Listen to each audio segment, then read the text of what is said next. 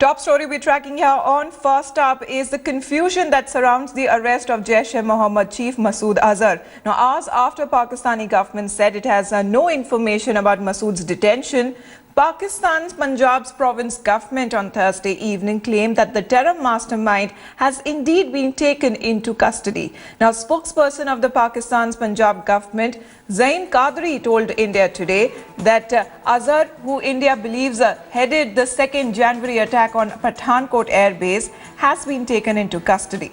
Now, earlier in the day, Pakistan Foreign Ministry spokesperson Qazi Khalilullah had said that the Pakistan government has no idea if Azhar has been detained. On Wednesday evening, reports in Pakistani media claimed that Azhar and his close aides have been out in preventive custody and were being questioned over their role in the terror attack in Pathankot. Now, the Indian government, however, has said there has been no official confirmation from Islamabad regarding Masood's detention. India Today spoke exclusively to Pakistan Punjab government spokesperson Jaish-E-Mohammad. ये तो बड़ी custody mean कि preventive custody ये classified है sir, ये मैं नहीं बता सकता। तो जानकारी तो ये तो फॉरेन ऑफिस बता सकता है आपको भाई। नहीं, वही है जो फॉरेन ऑफिस ने बयान दिया है, वही बयान है मेरा भी। वो तो फॉरेन ऑफिस कह चुका है ना, तो हर जगह पे मौजूद है बात। ये तो मीडिया की खबर है, 3 दिन से आ रही है। The Indo-Pak talks are right now hinged on action against one man, that is Jaish-E-Mohammad chief Maulana Masood Azhar. He was the man who was freed along with 2 other terrorists after the dramatic hijacking of IC-814. Before he was released, he was imprisoned in India for 6 long years. And for the longest time, the Indian intelligence agencies had no idea about his whereabouts.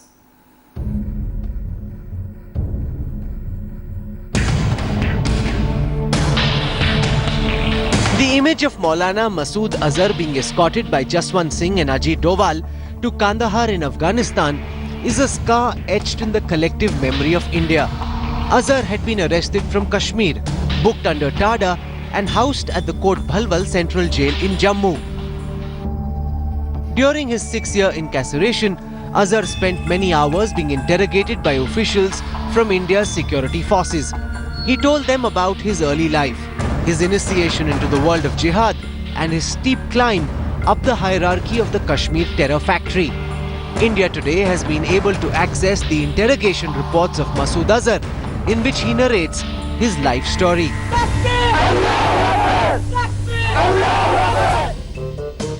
Maulana Azhar was born in Bhawalpur in Pakistani Punjab on the 10th of July 1968.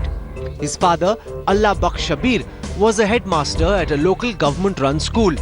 His family operated a dairy and poultry farm.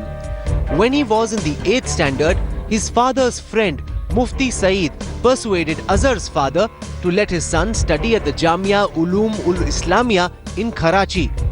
Here he found himself in the company of students who were under the influence of leaders of the Harkatul Mujahideen or the HUM, a terrorist organization which was active in Afghanistan at the time.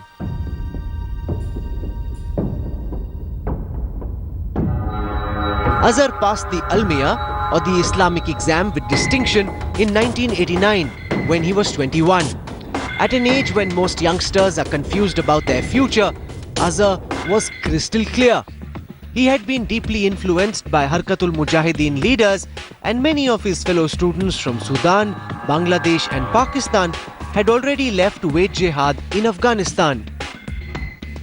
Azhar met Maulana Fazlur Rahman Khalil, the chief of the HUM, who directed him to proceed for tarbiyat or training in jihad, the holy war. Azhar told interrogators he went to Uvar, a training camp in Afghanistan. Uvar soon turned into a nightmare for the young Masood Azhar. He had immense difficulty when it came to obstacle courses and weapons training. He was pudgy, stood at 5 feet 3 inches and just could not cross the trenches filled with water. His gun could not aim at the target. His heavy frame would not allow him to compete. His peers made fun of him. Some called him Motu. Azhar was dejected. He could not complete the mandatory 40-day training program. He told his interrogators he almost gave up plans of becoming a jihadi.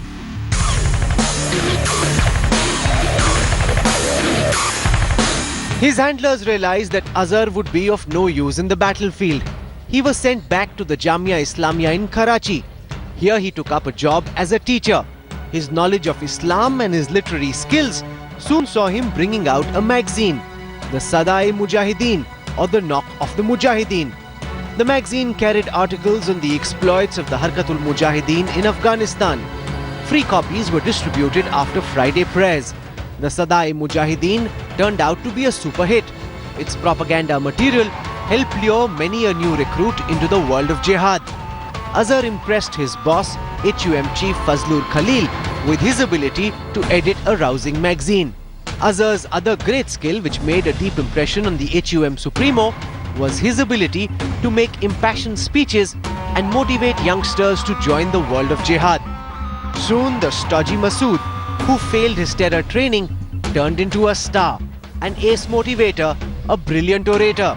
A new department of motivation was set up under Masood Azhar. The world of terror had found a new star. This is Rahul Kamal reporting for India Today. Okay, now we will shift tracks. We'll just move on from all the political news from the national capital, and let's just talk about a college in Delhi, SRCC. It's a noted college. So, guys, do you know why he's Kukkara Kamalda? Because he's a Delhi boy.